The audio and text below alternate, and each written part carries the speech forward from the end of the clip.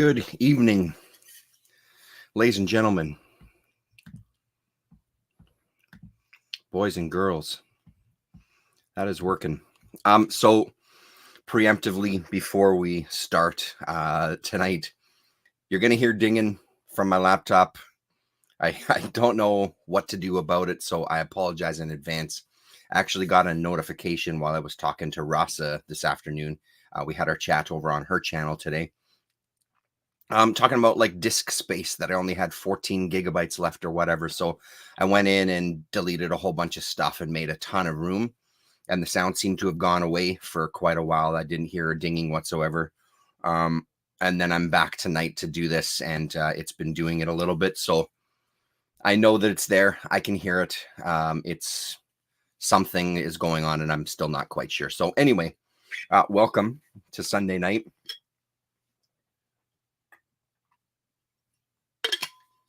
Got a lot of stuff to talk about tonight.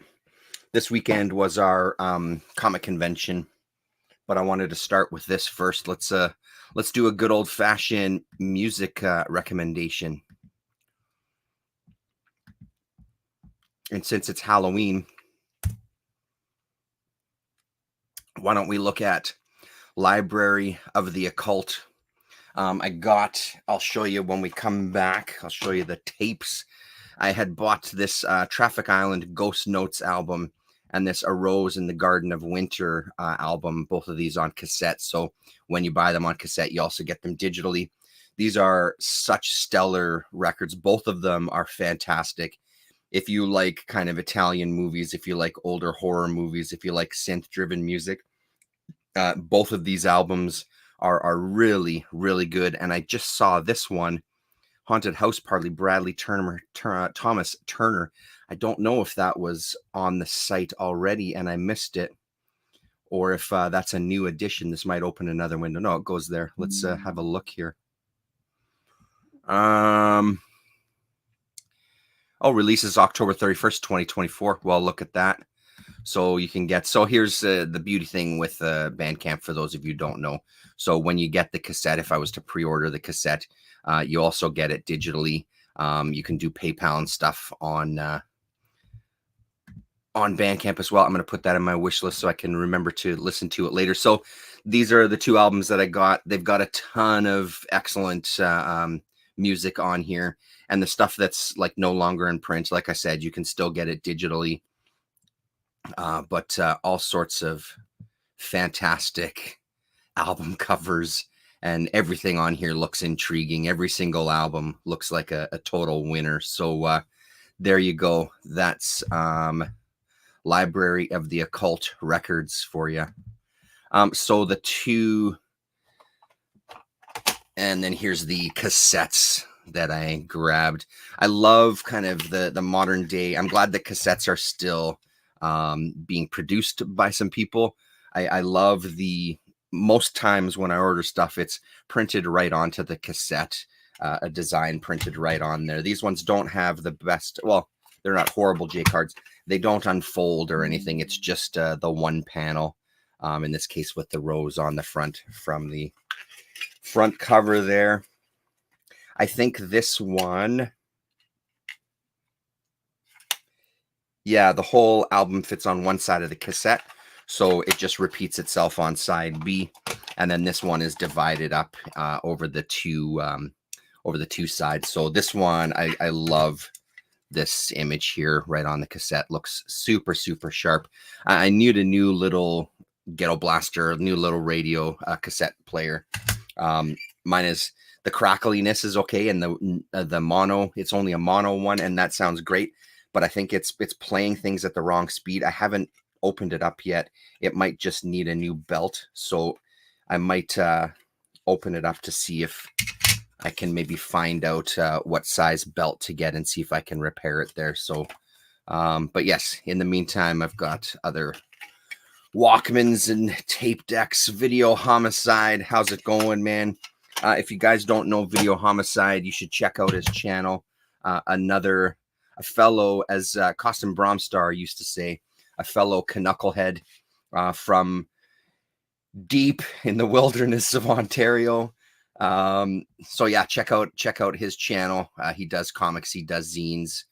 He was kind enough to send me some stuff, and I will absolutely show them off and talk about them here when they get here in the mail, hopefully, because it's within Canada. Can't imagine it would take too long. So yeah, so there's your music recommendation for the week. Go listen to some of that shit. Those two albums are pretty much instrumentals, so it's great to listen to while you're working, or in your case, while you're drawing or something. Just a really good kind of moody synth retro kind of horror movie soundtracks. This weekend was our comic convention here in town, the Winnipeg Comic Con, and I wasn't going to go this year. The past couple of years that I've gone, I've talked about this story before. There used to be a shop from Montreal that would come into town, and they'd set up and take up a pretty big footprint. I guess at this point, it was the last year that they were in town. I think it was just pre-pandemic. It must have been. So what, that would be like 2019, I guess, right? Because our convention takes place end of October every year, same dates. So when they came last time, I spoke to one of the women who runs the booth, who owns the store, and she was asking me, there's not a lot of comic collectors here in town. I'm like, there's a few of us. It's just this isn't really a comic convention, and I feel like it's happened in a lot of cities. The bigger ones are more like pop culture. Because she was saying it's starting to not be worth our time to come out here, because we have to bring all this stock out here. We have to hire locals to help us run the booth. Then we have to pay for the space. I've also heard that the cost to rent spaces has gone up, because holy shit, did the admission fee go up dramatically. So it just didn't turn out to be worth their time. So I went the last 2 years hoping that 2 years ago, they just didn't have their shit together due to the pandemic. So I was hoping last year I would see them there, and they weren't there. So I said to myself that I wasn't going to come back, because it's the guys that are there selling comics. I know them all, and I see them either at the flea markets, or I see them at one of our many mini comic cons here that I think cost $5 to get in a person. There's even been ones that are like free to get in, so then I can see their stuff and chat with them. Then I don't feel the need to pay a lot of money to go to the convention to see the same stock that I've seen time and time again, even though there's always stuff in there, and they sell a lot of quality stuff. Don't get me wrong. This organization that I'm a part of, or I was a part of, called Film Training Manitoba. I used to be on the board there. I was one of the co-chairs for quite a few years. They are a government-funded charitable organization that gives that helps training opportunities for people wanting to get in the film industry, or people already in the film industry. A lot of the stuff that they do is kind of based on intro level courses with members from my local that teach them and kind of just teach you the very basics to help you get your foot in the door. So they asked me if I wanted to speak on a panel. They had it last year, and apparently it was fairly successful. About 100 people apparently showed up last year. And I think it was called Pathways to the Film Industry. And the idea was that the few of us that were on the panel would talk about how we got into film, answer some questions if anybody had them, tell a couple of stories of time working on set and things. I think we had about 55 to 60 people show up in the room, which was pretty great. The panel seemed a little too short. I feel like we didn't get enough time to kind of talk about, it was only an hour. I did feel like we didn't get enough time to talk about, here's what you need to do next. I think that that's what some people were looking for.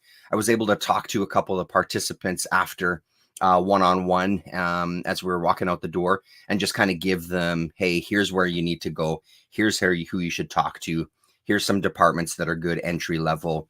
So that was beneficial, and hopefully we see those individuals come and work. One guy wanted to be in construction, and one guy wanted to be in grip/lighting, which is the department that I'm a part of, the grip department. So it was cool. So because we were doing that talk, I got a free pass. So because I got that free pass, I went to the damn comic convention. And of course I found some stuff, because when you're surrounded by all this shit, of course you're going to find one or two things. So I'll start off with the pretty cool. I mean, everything I think is pretty fantastic, but one thing, it's sort of, it's not really comic. It's illustrated stories. So this is from At Bay Press, which I believe is based out of Winnipeg. They've got a killer business card that looks like an old library card, and on it is written their newest releases and when they're coming out. I was talking to the guy, I'm like, man, you need like a brown sleeve inside each of your books so I can put this in there. I may look to make one myself and put it inside the book. At Bay Press, let's see. Interesting. It doesn't give a address for At Bay Press. Anyway, so this book came out in 2021 from At Bay Press, and it is two people, George Tolles and Cliff Ayland. If anybody knows Guy Madden, who's from here, from Winnipeg, a film director from Winnipeg, George Tolles is a guy that worked closely with him, helping write scripts. And he was a professor, I think, at University of Manitoba. Yeah, professor of film and literature at the University of Manitoba. So for a while, he was doing these things called status updates. So they've compiled a bunch of the status updates and put some art to them. And there's some that are genuinely, I haven't read the whole thing yet. I just kind of sampled a few of them. There's some that are just really, really funny. There was one here that I really liked.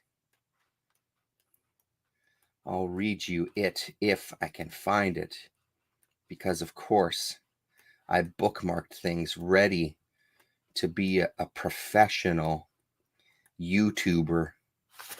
Hit that like and subscribe.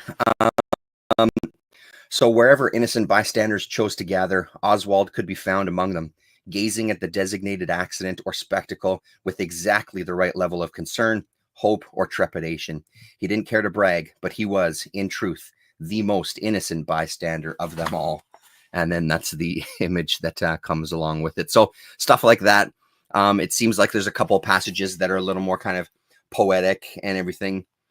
But there's some that are just downright funny. So this is a fantastic book. I'm really glad I gave it a shot. I've got a couple of things from At Bay Press, but it was good. I'm glad that I saw them. So they were sitting in the artist alley where there's small publishers and stuff. Yeah, super, super cool. Nice guy to talk to who was manning the booth there. The other thing that I found, I thought she was local, but on looking on the inside, she's not. She's from Saskatoon, Saskatchewan. So the province to my west, where my lovely wife is from. So it's a horror book, and it's called Lemons. And this is her first comic book, is what she was telling me. And she self-published, and she's gone and found a printer, and it's fucking fantastic, man. It's really, really good. I'll make sure that I link Cursed Rabbit Comics in the description of this. Stop beeping, you fucking cunt. So let's take that off there. So Lemons, it's a horror story. At its base, it seems to be about this girl who is a witch, or being brought into the world of witchcraft. There's a lot of like time jumping for when she was a child to the present. There's a lot of, is this a dream? Is this real? There's a devil character. She's got an animal spirit guide, I guess, that's this rabbit. So she was kind enough to put a little sketch and sign each of the comics for me. She had a deal. If you buy all 4 issues, you get a print for free. So I chose a small print. So she said, well, you can take 2 of them then. The prints on their own were like $10 each. So I got 2 prints plus the 4 comics. So there's those, and they're from the book itself. So she said she's just now working on number 5. And when she finishes collecting it, she's going to put it in a trade paperback. And then she wants to, I was talking to her about, like, are you looking for a publisher or anything? She said, no, not at this time, but she said, I might look for somebody when I go to collect everything. And I said, honestly, by the quality of these books, I don't think you fucking need anybody to help you. You seem to have this side of it figured out. The next one is just getting a thicker book put together. And I was telling her about one of the comic shops here in town where she should send it, 204 Comics. She should send some copies of the graphic novel when they come out. So this is cool stuff, man. I was really impressed because it really rides that line for me between books like Professor Dark that I've talked about many years ago on this channel, like a little indie self-published comic. And then it also has the feel of kind of those 80s black and white, like some of the characters aren't quite there. The art style isn't kind of consistent through the whole thing. And then there's just some wild images. It's really good. Like I really dig it. I'm 3 issues into it. I haven't read the 4th yet, but this is a fun one. And it almost feels like if her horror was a little more abstract, she would probably be a pretty good fit for Vacuum Decay. Maybe not yet, because it is still kind of like traditional kind of story with devils and witches and stuff.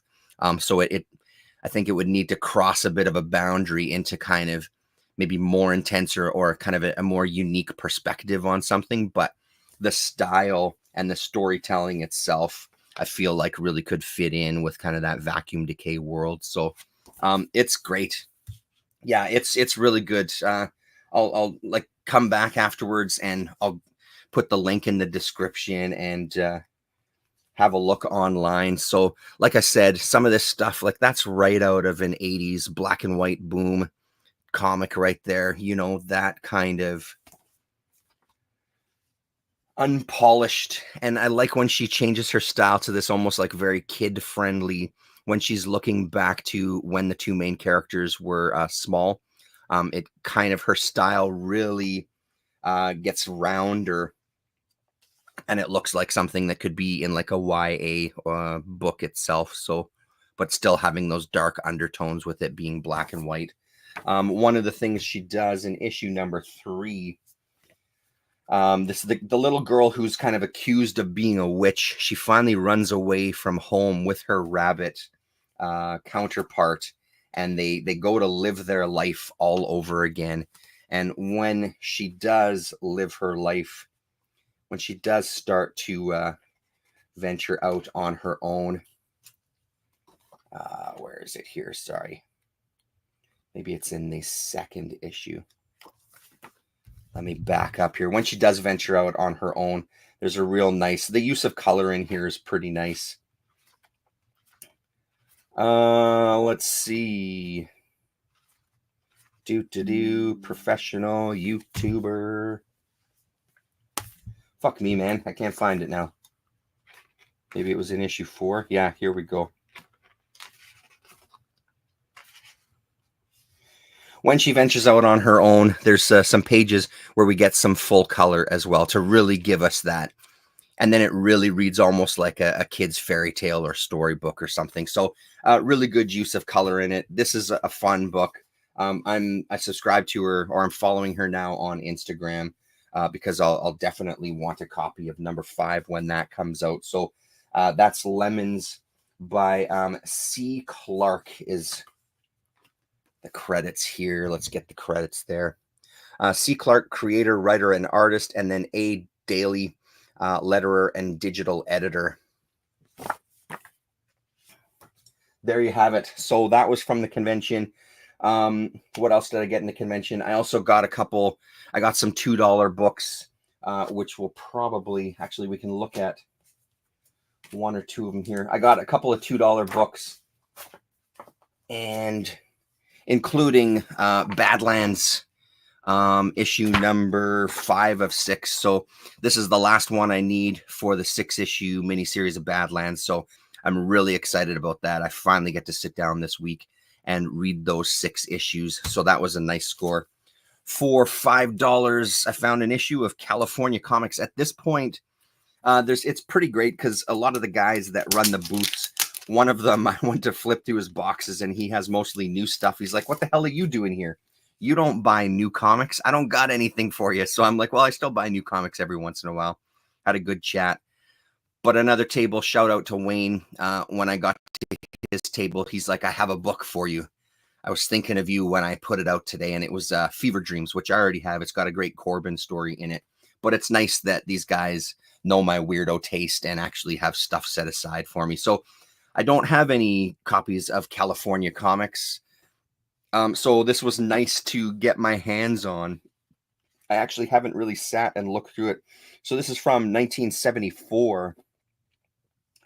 Do we have any names on the inside cover? No, we don't. So it'll be artists where I recognize their style, but I'm not familiar with the names.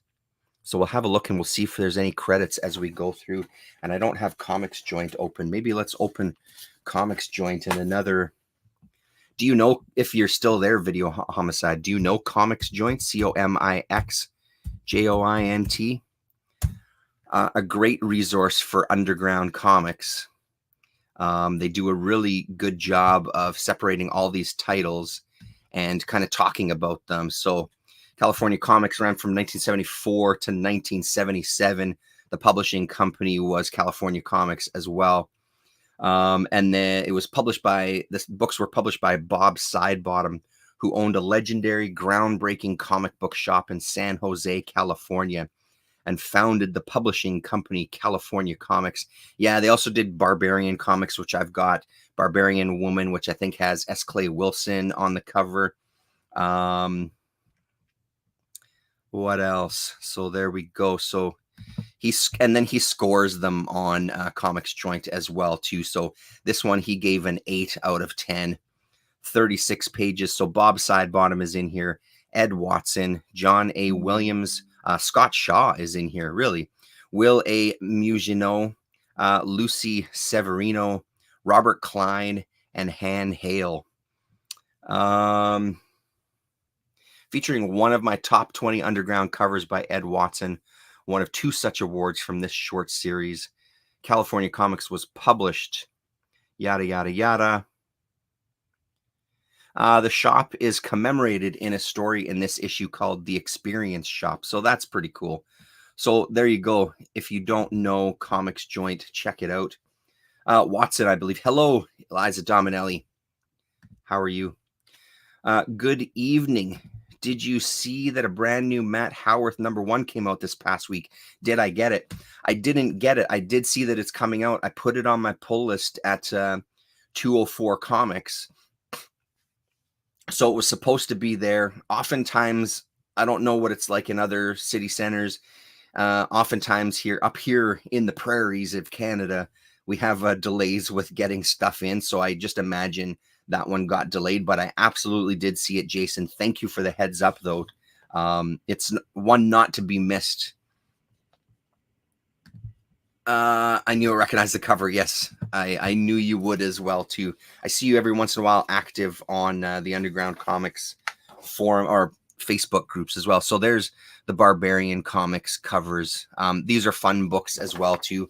One of them especially has a little catalog in it of underground comics that you could buy at the time. And just like all the previews catalogs and all these other catalogs, it's great to see that stuff so you can just kind of get a better sense of the time here, of the time period, rather. Yeah, if you don't know Comics Joint, their Video Homicide, check it out. It's great, even just to sit and browse and get some history, because the guys who put it together are super knowledgeable. I think Fogel might have been involved with it at one point. Eliza will be able to tell me if I'm right or wrong about that, I'm sure. Either way, I'm pretty sure it's a pretty good friend of his. It's a fantastic resource. So that is California Comics, I guess, #1. So a nice addition. Yeah, I mean, it's getting harder and harder to find some stuff. So this one was a grand spanking total of $5, which I think is still a hell of a steal. And then the other kind of big single issue that I bought for a whopping $8 was this issue of Tales of the Teenage Mutant Ninja Turtles. This is issue number 5. I think I only need one more issue of this one. So it's nice to kind of zero in on this. He had a bunch of Ninja Turtles early books as well too. Unfortunately, none of the ones that I needed. I did see a slabbed and graded TMNT number 1. I think it was graded 9.0. It didn't have a price tag on it. It was in a box in a corner, so I don't know if it was being held for someone specific. I didn't ask how much it was. I don't think it was the first printing. I believe it was like the second printing. Still really nice to kind of sit and hold it in your hands and have a look at it with its kind of bigger format and stuff. So Badlands, I talked about that. These I didn't find at the convention. I found at 204 Comics, and I didn't talk about them last week. Issue number 1 and 2 of Rain. Book 1 is one that I don't have. And again, another one that's highly recommended. This is Rolf Stark, who did a lot of stuff for Fantico. Very wild, crazy, busy style. I've read issue number 2 because I've already, like I said, already got a couple for $1 a piece. I picked it up again anyway. I like to make piles of things to give away to people. So that's one that's in the pile. But this has a real underground vibe to it as well, too. Really densely populated pages and a pretty intense story. It's interesting, kind of his experiences. It's Rolf Stark's experiences living through a war. So all of the back covers, I think all of the back covers, you're looking over his shoulder. So you kind of get the front cover where he's looking at you, and here the backside where you can see kind of what he's looking at, surveying the destruction around him. Really good use of cover, front and back cover design. So I'm looking forward to dipping into that as well. Got those. I got those. So then I think we're on to the stuff that I picked up that I also read. So why don't we dive in? Let's see here. A couple things that I won't talk about. Oh, too much. I did find the last issue. This was in a $2 bin. The last issue I needed from Sergio Aragones, Louder Than Words. I don't really need to say too much about it. Sergio's fantastic. This is a really funny miniseries. 6 issues. Yeah, 6 issues. So that's good to put a cap on that and finish that off. Space Usagi came out this week. This is issue number 1. Not much to say about this other than I really enjoyed it. I like the idea of the Usagi Yojimbo characters sort of being like actors in their world, and in this reality, they're playing the parts of these space samurais, I guess, or these futuristic samurais. I like that idea. Reading this book that way. This was a fun one. It's a pretty thick book too. There's a little backup story as well. One that I had my eye out. I don't know who I heard this from. I was saying to Rasa, I'm sure I heard it from maybe a Colin or maybe a cartoonist Kayfabe, and it made my list on Lone Star, and the cover has stuck with me. This is Esad Ribic, who did a bunch of stuff over at Marvel. This is Shotgun Mary, Son of the Beast from 1997. So this one was a one-shot, and then there was a mini-series as well. I don't know if Ribic did the art in the mini-series, but holy shit, is this ever a fun comic. It just is. It's like an old action movie. The story itself is kind of whatever. It moves things along, but it's raucous enough, and it has a lot of kind of those tropes from those movies, like our kind of lone hero talking to themselves about how badass they are and how they're going to clean up the city, that sort of thing. As she's kind of going on a hunt. I couldn't even tell you what the hell she was looking for. I honestly don't even remember. But there's some great stuff like this. The coloring is really amazing. I love that combination of colors there. As she, I don't know, she's shot or something, and she lays down and I don't know, man, pleasures herself, I guess, after being shot because she loves the violence and the blood. Yeah, just super fun. Other than that, I don't really know what to say about it. There's nothing really intelligible to say about it beyond that. So glad I found this. Again, $2. That's why you dig through those back issue bins, man. You don't know what the hell is in there. So that's one to keep on your radars for sure. And then what'll get us into kind of the manga portion of our program, Mermaid's Dream, issue number 1 by Rumiko Takahashi, who she did Ranma 1/2, Inuyasha. What else did she do? 1 Pound Gospel is another title that I recognize when I pulled up her name. A couple of other books that I don't, like Uresi Yatsura Mao. I don't recognize those titles at all. Rumic World, I don't know. So she's been around for a long time and done quite a lot of manga. So this one, this is 1997. Viz put out 3 issues. I don't know if that was all of Mermaid's Dream or if it continued somewhere else. May. Oh, yeah, right. The Psychic Girl or something, right, Eliza? Because didn't they put that? That was one that they had through Eclipse, one of those early manga translated to English books. This one is pretty cool. So it's almost, it has a real kind of retro style to it, an older style, especially to one of our main characters here. This guy all bandaged up with his one eye poking out. But it also has a very clean, at times a very clean, classic manga style. But I love this 2-page spread here to open it up. Dreams End. So our one-eyed bandaged guy finds a couple that have collapsed on the rocks here, covered in blood. The basic premise is it sort of turns into kind of a Frankenstein story, but how they became these creatures is that they've eaten the body of a mermaid, which makes them live forever or immortal, I guess is the word. So it sort of morphs itself into a Frankenstein story. Our main female character gets kidnapped by our one-eyed man. And when people come to rescue her, she doesn't want to be rescued. And they sort of run off together into the caves. And the deeper they go into the caves, she makes a realization that our one-eyed man here, our Frankenstein's monster, might have been killing and eating people for the longest time because he's now got this hunger, this insatiable hunger. So it doesn't deter them, though, because our 2 main characters have also eaten the flesh of a mermaid. And it sort of leaves us on a bit of a cliffhanger. I really liked this. I thought the pacing was really good. I love that character design. I like the mix of styles in this. So really, really good. Oh, I see. One of Colin's favorites, I think, is Mao is maybe what it's called. Okay. So this was really, really great. And I love this era of Viz.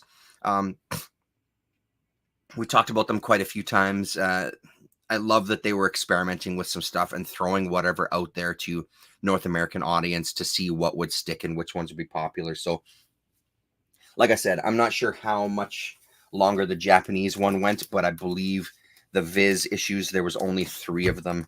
But one that I've never seen in the bins before, it would have caught my attention. So now I'm on the hunt for the other 2 of those. I think that's it for single issues.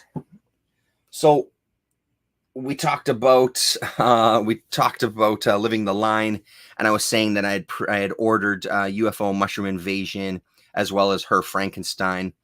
UFO Mushroom Invasion it had multiple miniseries, Eliza. That's good to know. I'm going to definitely keep looking then. So that's good to know. Working on finding those. Okay, perfect. Let me know how you get on there. So this one came, I think, a day or 2 after I did that video and put it out. And so I immediately kind of sat down and read it. As soon as I got home, I started reading it. So it's Ryan Holmberg translated. So Smudge is the imprint from Living the Line. And it is Ryan Holmberg and Sean Michael Robinson who are working on this together. And this is fall of 2024. Yes. So this is the second in the smudge line that I think Holmberg has a big hand in kind of presenting. With the usual thing with some Holmberg related manga, you get some really good write-ups in the back here. There's an excerpt from a book on manga put out, I think, in 97. This essay was originally published as a chapter in Utagawa Takeo's Manga Zombies, put out in 1997, a cult classic survey of bizarre and forgotten manga artists. Changes to the original text have been made for the sake of clarity and accuracy. And it says the entirety of Manga Zombie will be published in English by Ultra Gash Records in 2024. I did a look for Ultra Gash Records and found them on Bandcamp and found a Facebook.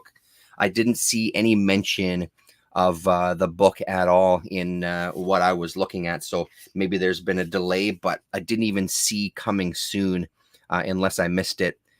Then we get a little section from Holmberg himself where he's showing the covers, more of the covers for Shirakawa Marina's other manga from the 70s. And I would love to see a book, an art book, recreating a lot of these, because these are stunners. I love the color combinations, and I love that style. Like this looks really fantastic. The blues and the yellows and the reds there really look sharp. So this is cool. And he gives a brief description of what each of the books are about. I was looking at Holmberg's website today, and he's got so many titles under his name now. It really feels like everything that's the few things that I've read that he had his hand in have all been very unique stories and really enjoyable. So it makes me want to try to get some more stuff that he's been a part of. So this story is about an alien invasion, and the ship crashes, and they rescue the pilot, and the government takes him away and hides the spaceship. What they don't realize is that this spaceship pilot was a scientist, and his job was to go around the galaxy seemingly collecting specimens. And he had a specific specimen of fungus on his ship, and I meant to bring it down, Matango. He had a specific fungus that these space mushrooms, basically. So the space mushrooms start to attach themselves to animals and humans, that give the humans and animals an overwhelming urge to bury themselves in the earth to kind of gestate, so the mushroom can feast on their bodies and then turn them into these mushroom kind of zombies. It's such a fun book. And of course, the thing that you're here for when you read stuff like this is the images of the bodies that have been turned by the mushrooms. They're really, really well done. The other interesting thing about this book is they have sections in here where they talk about Chinese and Japanese folk tales surrounding mushrooms. So it almost feels like a little bit of an educational book as well as a comic. Makes me wonder what age group this was aimed at when it first came out, and just kind of how mushrooms play a big part in a lot of these kind of folk tales. I have a copy of a movie called Matango. It's one of my favorites. The director of the original Godzilla, Ishiro Honda, is I'm saying that correctly? He did Matango, and it's Attack of the Giant Mushroom People. Really, really great movie, and same kind of premise. These people slowly are getting transformed into giant mushrooms. The costumes on that in that movie are spectacular.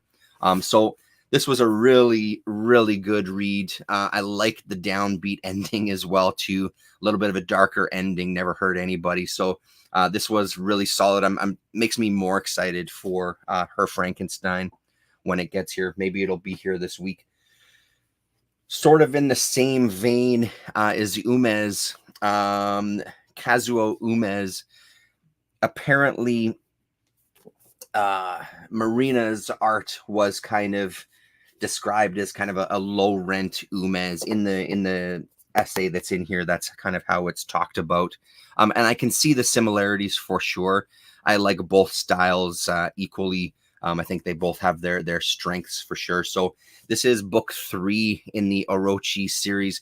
Somehow when these were coming out, I missed number 3. I have number 1, 2, and 4. So when I was at the bookstore looking for a couple of things, this was on the shelf, and grabbed it to complete that set there. This volume only has 2 stories in it, Stage and Combat. Stage was a real struggle for me to get through. It wasn't a smooth read whatsoever. It felt like you were hearing a story from someone who heard a story from someone, and they were sort of giving you the Cliff's Notes and really jumping you ahead in the story. So the Orochi character is kind of this ghostly watcher who sort of narrates each of the stories and then sometimes interferes to some degree to kind of push things along. But she does a lot of narration that for some reason in this one, it just really felt forced in that first story. Plus the story itself wasn't that interesting. It's this little boy whose dad gets hit by a car and dies. He sees the person who's driving the car and swears that it's this host of a kids show. There's a big court case and he's deemed innocent, and it kind of grows from there. And this kid kind of grows this resentment towards this guy and kind of swears on his life that he's going to become famous just so he can find this guy. And the ending is the ending. It was this build up for something that ultimately to me didn't really make sense and wasn't really much of a payoff. I just didn't really understand why he was determined to just get famous. It was a very bizarre one. Out of all the books that I've read from Orochi so far, the 4 volumes, I can see this story really makes me realize or understand rather the criticisms that some people have about this series. Now, the second story is kind of back to what I love about it. This is one called Combat. And the basic premise of this one is a father and son story. The father was in the war. He was at Guadalcanal. He now is kind of looked at as one of the nicest guys in their village. He's a teacher. He goes out of his way to help people. He goes out of his way to say good morning to everybody that he comes across. He knows people by their first name. He's kind of heralded as the nicest guy in town, and his son really looks up to him until one day he stumbles across a guy with one arm and one leg who gives him an ominous gift of a skull and says, "Give this to your father." He doesn't give it to his dad. He throws the skull away and starts questioning why his dad is like that. His dad is having some night terrors and nightmares of his time in the war. And I don't really want to say too much than that. I feel like I spoiled it a little bit in our chat this afternoon with Rasa. So just be mindful when you see me hold up this book. I think I say a little too much if you do watch both streams. And it just kind of unfolds from there. And it's I think it's pretty well paced. And there was just a lot of moments as it started escalating and getting further and further ahead. There was only one part that I wasn't super crazy about. They sort of put the son in this situation that's supposed to be, he's supposed to kind of relate to his father and his struggles that he had during the war. I felt like that part didn't work as well, but overall it was a really good story. The father and son element obviously is always going to appeal to me, having kids of my own. Hello, John. Hey, you got UFO Mushroom Invasion. Great manga. Yeah, I just got it the other day, and it was really, really good. Her Frankenstein hopefully comes this week, and I can dig into that. Do you have that one as well? I loved Orochi. Agreed with Staged. Loved Combat. A lot of Orochi feels Argento-esque to me. Yeah, I can see that for sure. I'm a huge fan of the Orochi books. I've enjoyed every single one. I think from my memory, this Stage is the only one that I didn't really like. I've really enjoyed all of the books. I think Viz has done a really good job putting it together. I like these hardcovers. you know, of course, as the shelf porn of it goes, it does look good on the shelf. Those spines look pretty sharp together. So I'm glad to have finished off that set. One that I haven't read yet, and this is from Dami Lee, who I talked about in the Living the Line video. She's an architect that talks about manga, anime, science fiction, and how that relates to the real world and architecture, and maybe some design concepts for architecture and ideas behind architecture. So in one of the videos, she talks about Kowloon, the walled city, and in it, she talks about a manga called Kowloon. And one of my bookstores had a bunch of them sealed in plastic, because apparently these are a little more adult in nature. I'm not finished this one yet, but so far I don't see anything really adult in it. It's a romance book to some degree, but it takes place in Kowloon, this walled city, which I didn't really know too much about. Even her video, which is I think like, I don't know, 15 or 20 minutes, told me more than I think I knew beforehand about it. Seems really appealing. Seems like an appealing place to set a story. We start off kind of with her going through her day, and she sits outside. Her favorite thing to have is watermelon and a cigarette. And the camera starts to pull back here, and you can kind of see how these people in Kowloon are living. Houses getting piled on top of each other. And it's this really densely populated city with buildings. Basically, you're right next door to your neighbors, and the city has built itself around the fact that it's expanding and growing taller. So instead of having all the grocery stores, for example, on the bottom floor, they've started integrating them into various spots up into the buildings, so people who live at the top don't have to go all the way downstairs. Seems really interesting. It seems like it would drive me a bit crazy, but interesting concept for a manga as well. But I'll talk more about that when I've finished it. So the other one that I'm reading, and again, Dami Lee, shout out to Dami Lee again, because she's got an excellent video about Blam. Apparently that's how you pronounce it.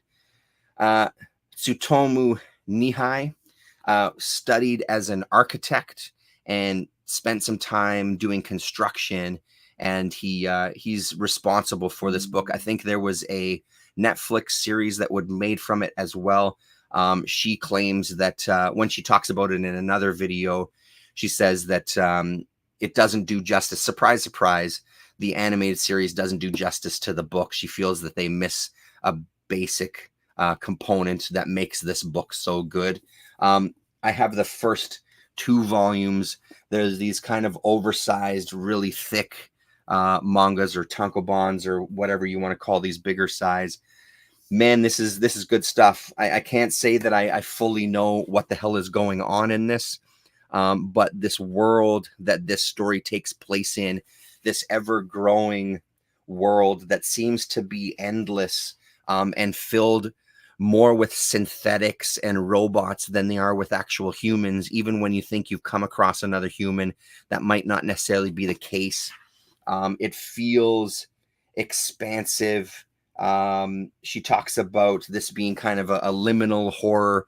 A lot of the action and a lot of the movement takes place through like hallways and vast open spaces. You don't often get to see like a room, like someone's house, or like a bathroom or something. It's all takes place on stairways and in aisleways and these locations that are leading to other locations, which really gives you the feeling that this place, this landscape that he's walking through, just never ends. It will never end. You'll never reach one side. And when you think that you've reached one side, there's these builder robots that are continually building onto the pre-existing landscape.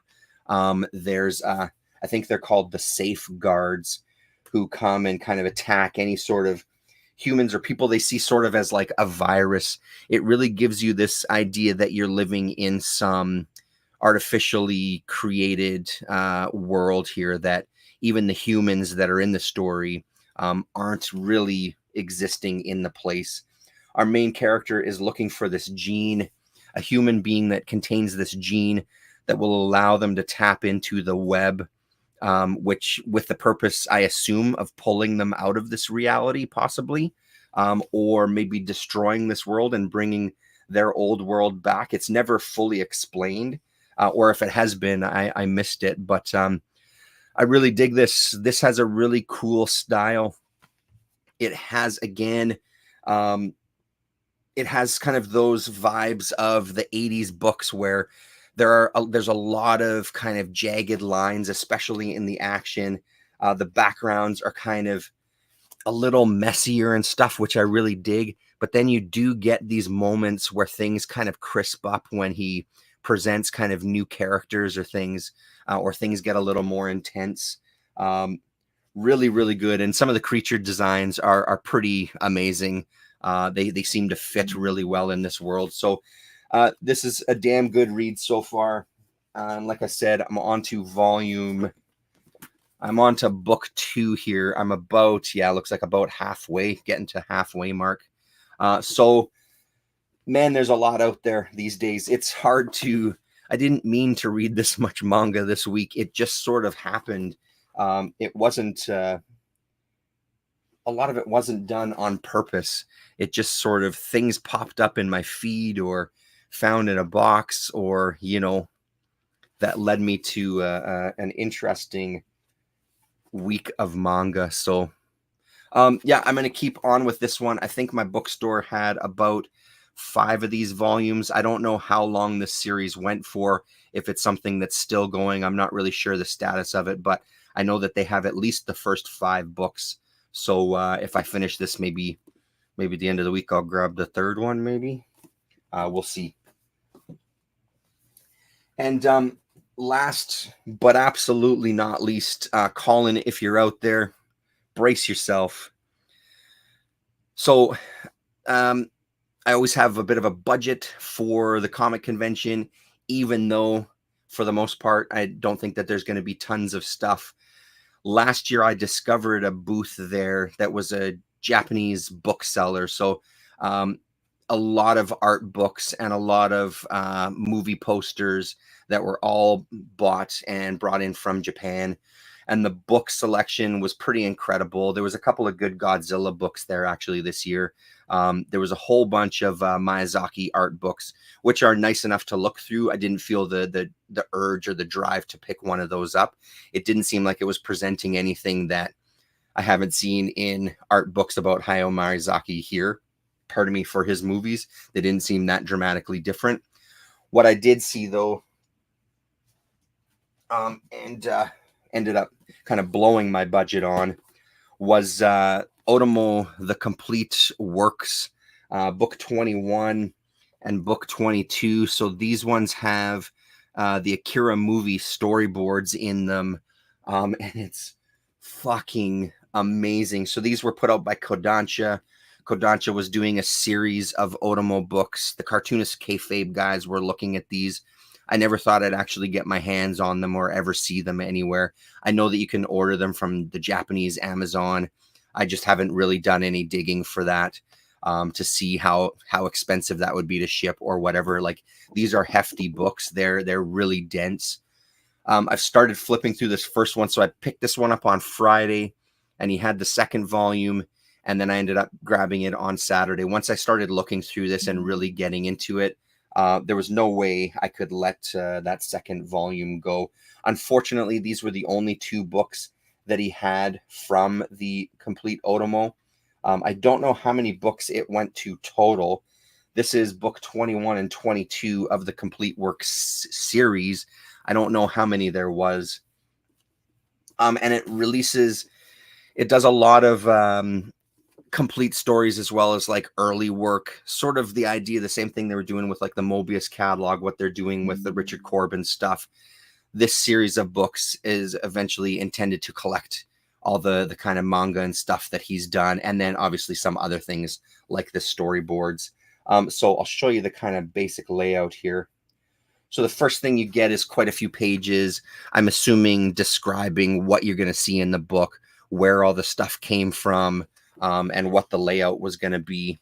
and how to possibly even read them, or even highlighting some panels. It looks like they highlight some sections of the storyboards. I haven't done Google Translate on any of this yet, but I'm sure I'll start dipping in. And then we get into the storyboards, and top to bottom, right to left. And if you've seen the movie as many times as I have, and if you're familiar with the story, this is like, it's like watching the movie. It's like reading a manga, because the detail that he puts into these storyboards, he doesn't just do basic sketches. Like, he's doing a pretty detailed layout of what he wants to see in a scene. He'll transition to some more simplistic styles at times, but that's especially after a moment where he's established what he wants things to look like. So with Akira, the movie, he was, I think, I don't remember how many volumes he was into, or how many issues, or how long it was that he was into the manga, but I know that it wasn't even at the halfway mark that the movie started getting produced. So the movie and the manga have different endings, because at the time the movie was coming out and getting written, he hadn't finished the manga yet, and he didn't know how it was going to end yet.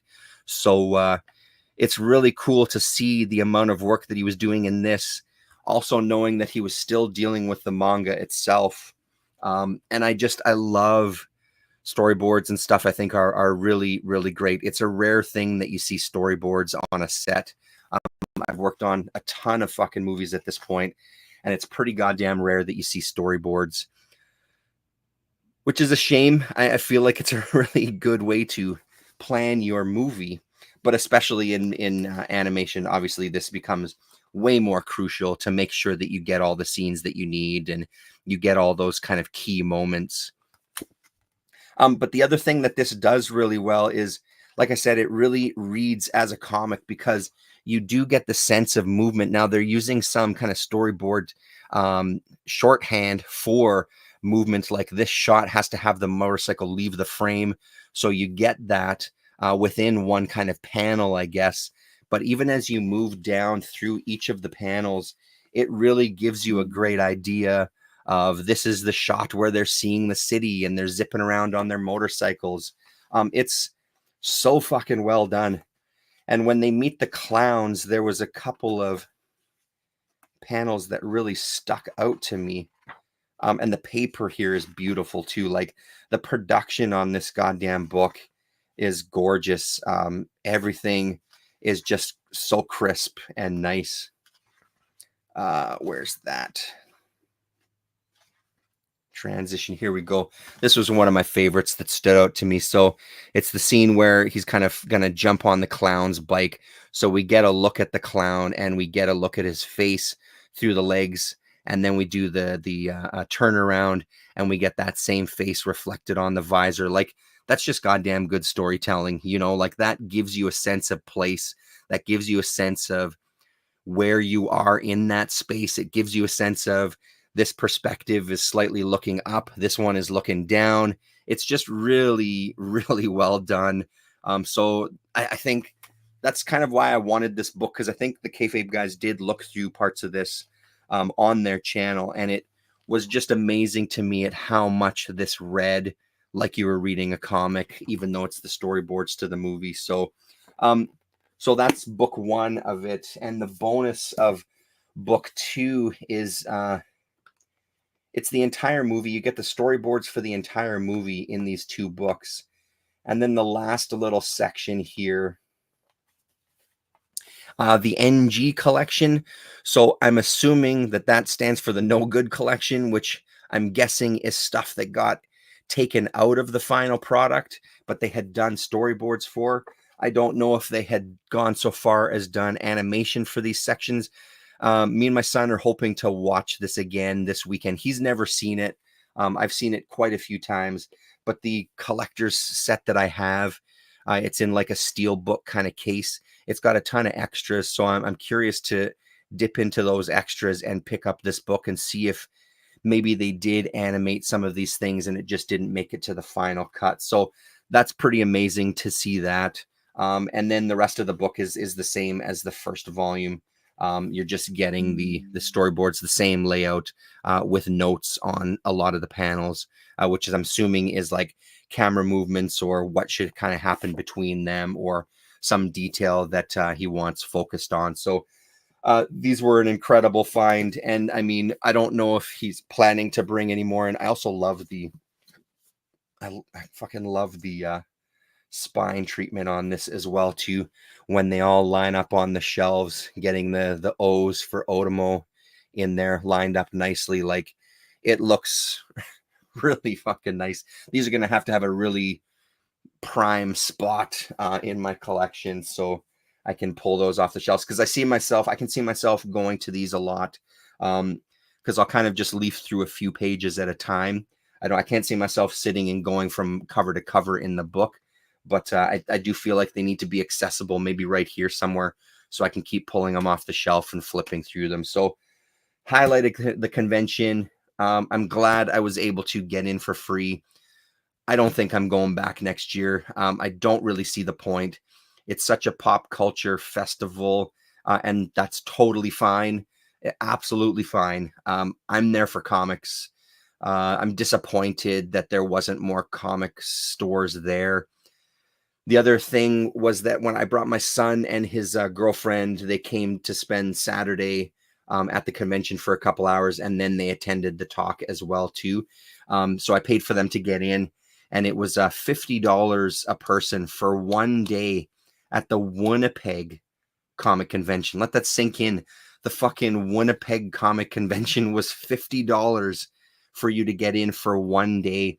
To buy a pass for all 3 days was $75. Saturday is obviously the bigger day. It's the busiest day. It's the day that it's open longer, but still $50. You're out of your fucking mind. So I won't be going back. I think if I did something like that, I'd much rather use that money to take a trip to another comic convention. The couple of people that I was on the panel with, they talked highly of the Calgary Comic Convention, and they talked highly of the Toronto one. So the Toronto one I was at 20 something years ago. At that time, it was more sci-fi comics collection convention rather. But I've never been to the Calgary one, but I've heard that from a few people, that the Calgary convention is pretty good. And they were telling me that at both of those, there's a lot more comics dealers and comics sellers, as well as all the pop culture stuff too. So I don't know, maybe family trip to Calgary. We'll see. Thank you, computer, for dinging to remind me to end this stream. Thanks very much for hanging out. John, nice to see you. Eliza, nice to see you. Video Homicide, nice to see you as well. Jason Finestone, thanks for dropping in and mentioning that Matt Howarth book. I'm hoping that I can get my hands on it. I'm hoping it comes in this week, because I'm pretty excited to see what he's got in store for us. So much enticing manga. Blam looks good.